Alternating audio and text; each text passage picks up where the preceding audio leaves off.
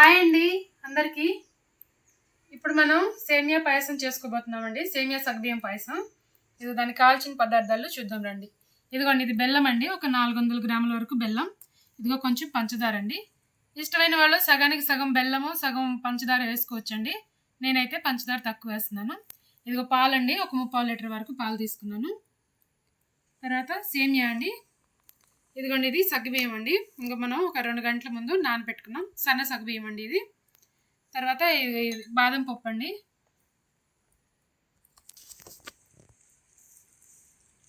ఇది తెల్ల కిస్మిస్ అండి. ఇది నెయ్యి. ఇది నల్ల కిస్మిస్ అండి. ఇది ఇలాచీ పౌడర్ అండి. కొంచెం షుగర్ వేసుకొని మనం పౌడర్ చేసుకున్నాం. జీడిపప్పు అండి. ఇదిగో ఇంకా ఇలా డ్రై ఫ్రూట్స్ అండి. మీకు కావాల్సినవి తీసుకోవచ్చు. ఇందులో ఏది కొలత ప్రకారం కాదండి, మీరు తినేదాన్ని బట్టి తీసుకోవచ్చు. నెయ్యి కూడా ఇంకా కావాలంటే వేసుకోవచ్చు. అలాగే ఇందులో ఎండు కొబ్బరి కానీ పచ్చి కొబ్బరి కానీ ఉన్నా కూడా వేసుకోవచ్చు అండి. కావాల్సిన పదార్థాలు చూసాం కదండి. ఇప్పుడు మనం స్టవ్ వెలిగించుకొని పాలు వేడి చేసుకుందామండి. ఇందులో 3/4 లీటర్ పాలు తీసుకుని పోసాం కదండి. అలాగే మనం నీళ్ళు కూడా పోసుకోవాలండి.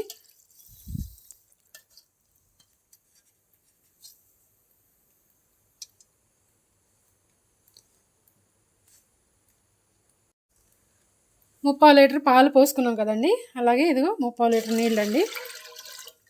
ఇంకా కావాలంటే కొంచెం వేసుకోవచ్చు అండి. ఇంకొంచెం వేసుకుందాం మనం. అచ్చంగా పాలతోనే కాదండి, నీళ్ళు కూడా వేసుకోవాలి. ఇప్పుడు ఈ పాలు కాగిన తర్వాత మనం ఇందులో సగ్గుబియ్యం వేసుకుందామండి.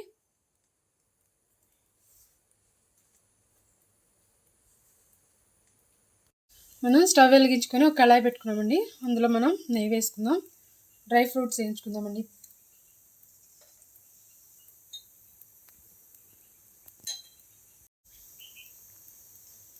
ఇప్పుడు ఈ బాదం పప్పు వేసేసుకుందామండి.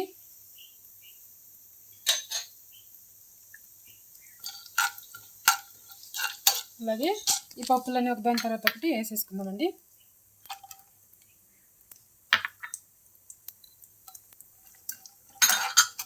సిమ్లో పెట్టుకొని వేయించుకోవాలండి. ఇది ఊరికి కలర్ వచ్చేస్తాయి కాబట్టి.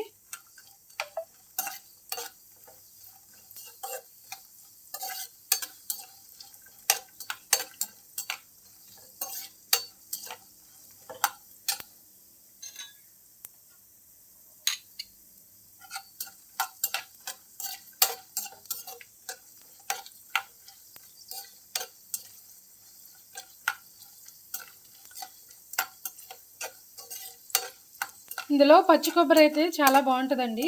మనం సగ్గుబియ్యం సేమియాలో చాలామంది ఎండు కొబ్బరి కూడా వేసుకుంటారు.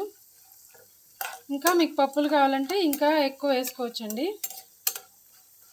ఇంకా ఇవి కొంచెం వేగినాయి కదండి. ఇప్పుడు మనం కిస్మిస్లు కూడా వేసేసుకుందాం. ఈ కిస్మిస్లు ఏంటంటే ఊరికనే వేగిపోతాయండి. మనం స్టవ్ కట్టేసిన తర్వాత కూడా వేసుకోవచ్చు. అందుకని మనం లాస్ట్లో వేసుకున్నాము, తొందరగా వేగిపోతాయి.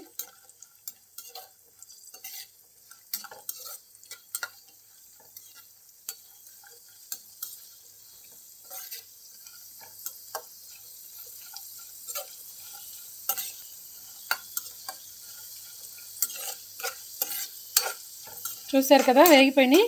ఇవన్నీ ఒక బౌల్లోకి తీసేసుకొని ఇదే నెయ్యిలో మనం సేమియా వేయించుకుందామండి. ఇవి తీసేసుకుందాం. ఇంకా చాలా ఈ కలరు, మరీ ఎక్కువ కలర్ వస్తే కూడా బాగోవండి.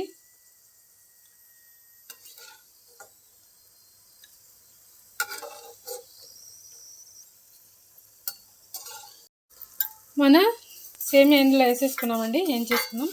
ఇందులో నెయ్యి ఎక్కువగానే ఉందండి. తర్వాత మనం పాలల్లో వేసుకుంటాం కాబట్టి సేమియాలో లాస్ట్లో కూడా నెయ్యి ఇందులో ఎక్కువ ఉన్నా కూడా ఏం కాదండి, లాస్ట్లో కలిపేస్తాము.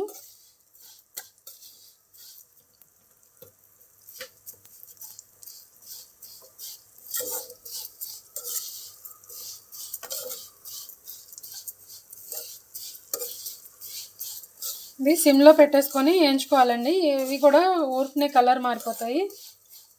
ఇది హైలో పెట్టడం వల్ల ఏంటంటే తొందరగా కింద అంతా మాడిపోతుంది, పైన ఏమో ఏగదండి.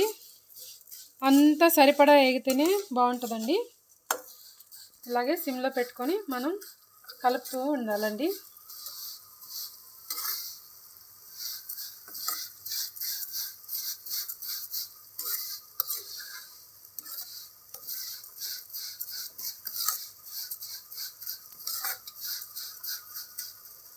అలాగే ఇక్కడ పాలు కాగుతున్నాయండి. మనం ఇందులో సగ్గుబియ్యం వేసేసుకుందాం.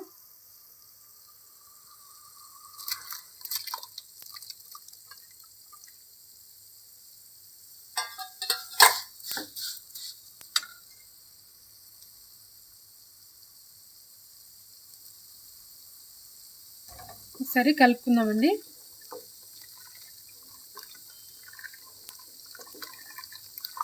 ఇలాగా ఇవి నానబెట్టినాయి కదండి, కాస్త తొందరగానే ఉడుకుతాయి. అవి ఉడకనిద్దామండి.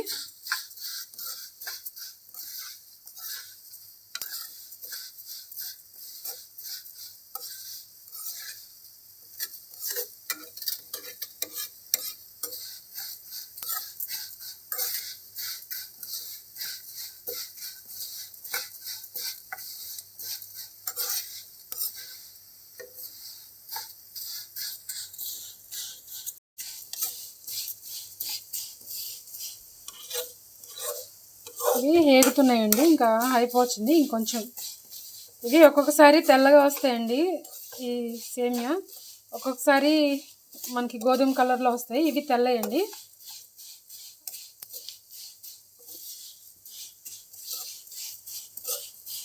చూసారా కలర్ మారింది. ఇంకా చాలండి. ఇది మనం స్టవ్ ఆఫ్ చేసుకొని వేరే గిన్నెలోకి తీసుకుందామండి. ఇందులోనే ఉంటే ఇంకా కలర్ మారిపోతాయి. మనం ఇలాగే గిన్నెలోకి తీసేసుకున్నామండి. మనం బెల్లం స్టవ్ మీద పెట్టుకున్నామండి. కొంచెం నీళ్ళు పోసుకున్నాము. ఈ బెల్లం అంతా కరిగి కొంచెం లేత పాకం వచ్చేదాకా కూడా ఉంచుకుందామండి. ఇలాగే సిమ్లో ఉంచేసి ఈ బెల్లాన్ని కరగనిద్దామండి. అలాగే మనం తీసుకున్నాం కదండి షుగరు, అది కూడా ఇది ఇందులో వేసేసుకుంటున్నాను. ఇది సిమ్లోనే ఉంచి కరగనిద్దామండి. కొంచెం టైం పడుతుంది.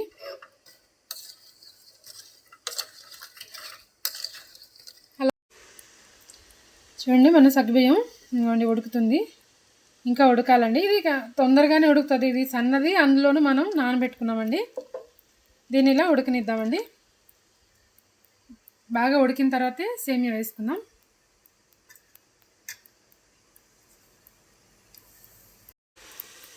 చూడండి సగ్గుబియ్యం ఇలా మెత్తగా ఉడికిపోయిందండి. ఇదిగో చూడండి,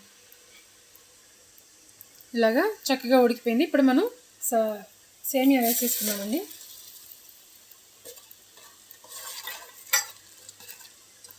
సేమియా కూడా వేసేసుకొని కలిపేసి మూత పెట్టేసుకుందామండి. సిమ్లో ఉడుకుతూ ఉంటుంది.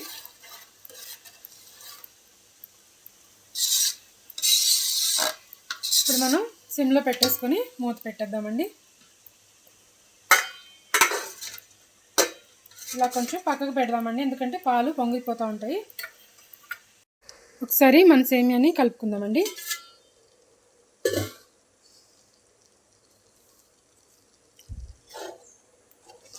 అప్పుడప్పుడు కలుపుతూ ఉండాలండి, లేకపోతే ఇవి ఉడికే కొందికి ఈ పాలు చిక్కబడిపోయి అడుగు అంటిపోతూ ఉంటుందండి. అందు గురించి అప్పుడప్పుడు కలుపుతూ ఉండాలండి. ఇప్పుడు నేను 2-3 సార్లు కలిపాను. ఒకసారి మీకు కూడా చూపిస్తున్నాను.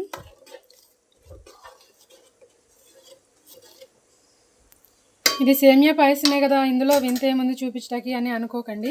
ఎందుకంటే ఇది అందరికీ వచ్చండి, కాకపోతే ఒక్కొక్కళ్ళు ఒక్కొక్క విధానంలో చేస్తారు. మళ్ళీ ఇంకోసారి కలుపుకుందామండి మూత తీసి. ఇది ఒక్కొక్కళ్ళు ఒక్కొక్క విధానంగా చేస్తారండి. ఇది నా విధానం చూపిస్తున్నాను. ఇది కొత్తగా పెళ్ళైన వాళ్ళు లేకపోతే బ్యాచిలర్స్ ఉంటారు కదండి, వాళ్ళకి తెలియదని చూపిస్తున్నానండి.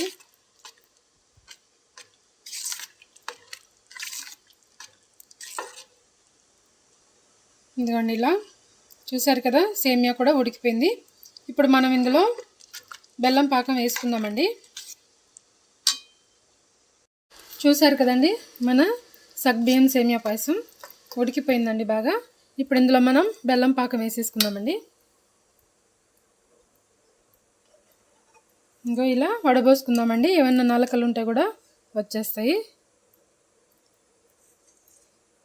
ఇలా లాస్ట్లోకి వచ్చేసరికి కొంచెం ఉంచేద్దామండి అడుగున, ఏదైనా నలకలు ఉన్నా కూడా ఇందులోకి రాకుండా ఉంటాయి. చూసారు కదా నలకలు, ఇంకా ఇలా ఉన్నాయి.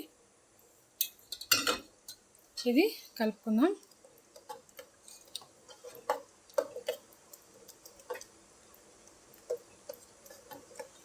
మొత్తం కలుపుకుందామండి. బెల్లం అంతా కలిసేలాగా కలుపుకొని ఇంకా మనం స్టవ్ ఆఫ్ చేసుకుందాం.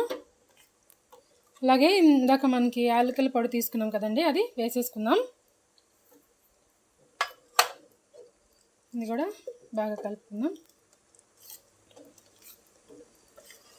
అలాగే డ్రై ఫ్రూట్స్ మనం వేయించుకున్నాం కదండి, అవి కూడా వేసేస్తున్నాను. మామూలుగా అయితే తినేటప్పుడు వేసుకున్నా కూడా బాగుంటాయండి. పిల్లలకి అలాగా పైన వేసిస్తే ఇష్టంగా తింటారు. నేనైతే కలిపేశాను. అలాగే ఇంకొంచెం నెయ్యి వేసుకుందామండి.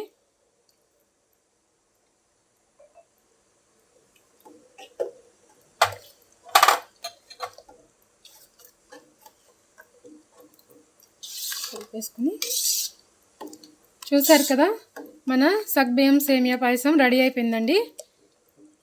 నేను చేసిన విధానం కనుక నచ్చితే సబ్స్క్రైబ్ చేసుకోండి. అలాగే లైక్ చేయటం మర్చిపోవద్దండి. చాలామంది వీడియోలు చూస్తున్నారు కానీ లైక్ చేయట్లేదు. మర్చిపోకుండా లైక్ చేయండి. థ్యాంక్ యూ అండి.